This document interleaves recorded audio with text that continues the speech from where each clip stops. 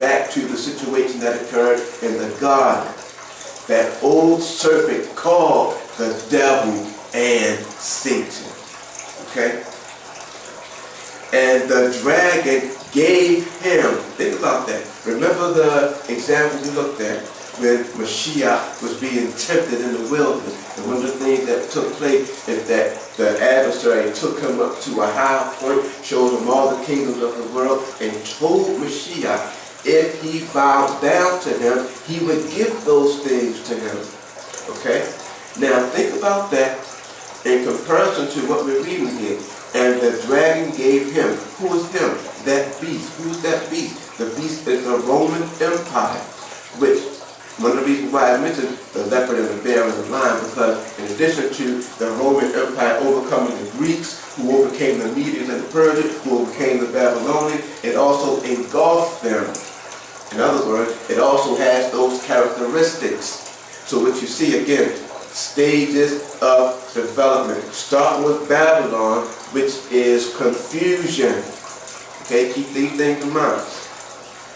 And the dragon gave him his power and his seat and great authority. Three things.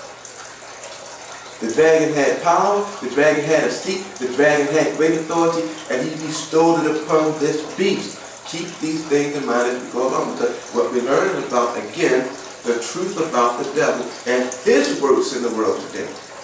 So, now you look at Babylonians, the present day Babylonian province is located in Iraq.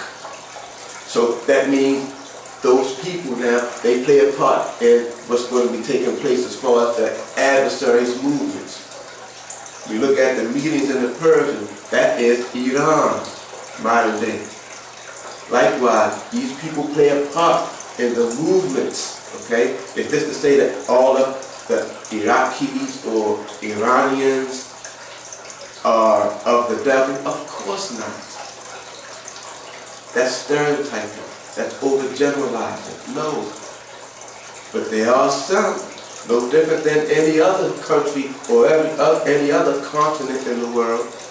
You're going to have some who represent the Most High. You're going to have some who don't. And it just so happens that those who represent the Most High normally fall into the category of the few.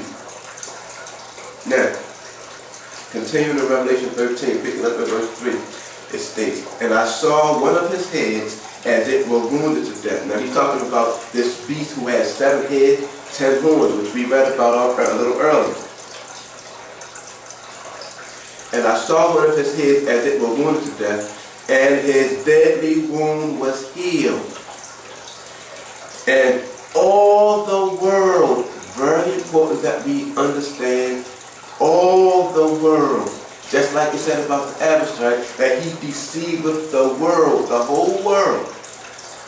Okay, so here it says, all the world wondered, W-O-N-D-E-R-E-D, wonder, not wander, but wonder in the sense of being amazed at this beast. And what is this beast? Again, symbolically, you're looking at the Roman Empire, but what it points to is a government system. Okay? And all the world wondered after the beast.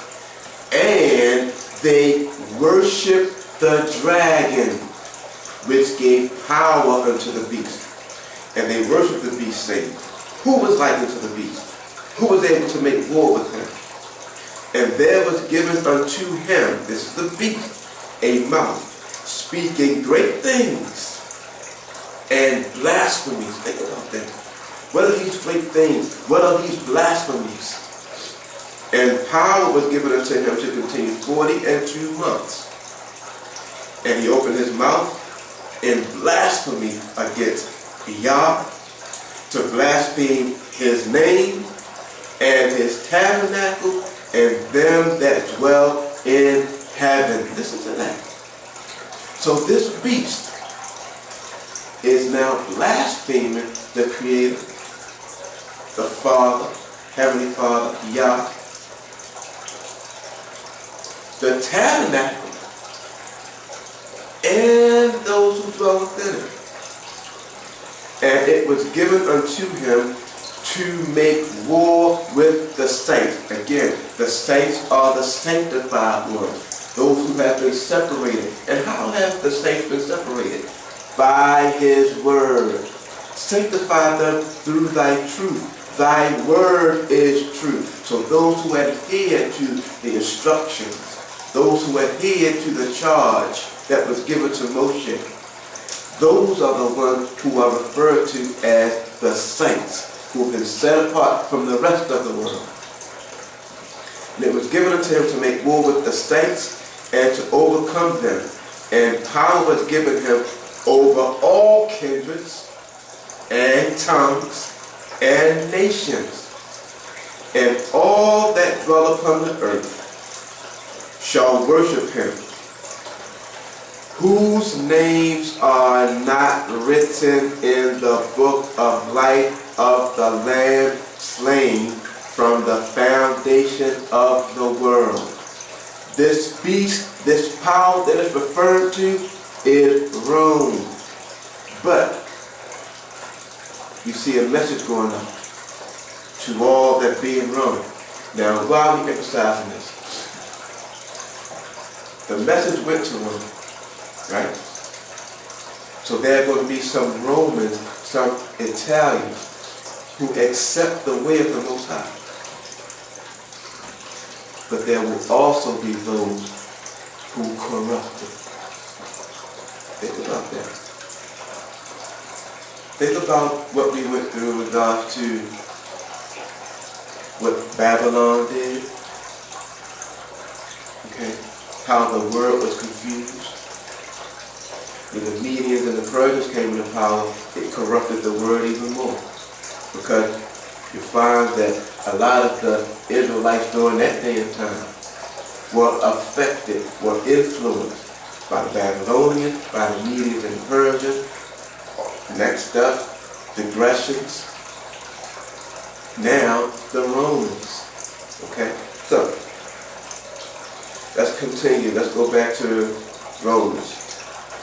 Chapter 1, verse 7. To all that be in Rome, beloved of Allah, called to be saints. Grace to you and peace from Yah, our Father, and Adonai, Yahushua Mashiach. First, I thank Allahi, or in other words, my mighty one, my God, through Yahushua Mashiach for you all, that your faith is spoken of throughout the whole world. So now you're talking about those who were in Rome, who were true believers, who were true saints. For Allah is my witness, whom I serve with my spirit in the good news of his Son, that without ceasing I make mention of you always in my prayers, making request, if by any means now at length I might have a prosperous journey by the will of Yah to come unto you. For I long to see you, that I may impart unto you some spiritual gift, to the end that ye may be established. That is, that I may be comforted together with you by the mutual faith both of you and me. Now I would not have you ignorant, brethren, that oftentimes I purposed to come unto you, but was left hitherto, that I might have some fruit among you also, even as among other Gentiles. Remember, Brother Paul, he was the apostle sent to the other nations. That's why he went to Rome, and what we're going to see later on, he went to Corinth, and so forth. I am debtor both to the Greeks and to the barbarians, both to the wise and to the unwise. So, as much as in me is, I am ready to preach the good news to you that are at Rome also. For I am not ashamed of the good news of Mashiach, for it is the power of Yah unto salvation to everyone that believeth, to the Yahudi first, and all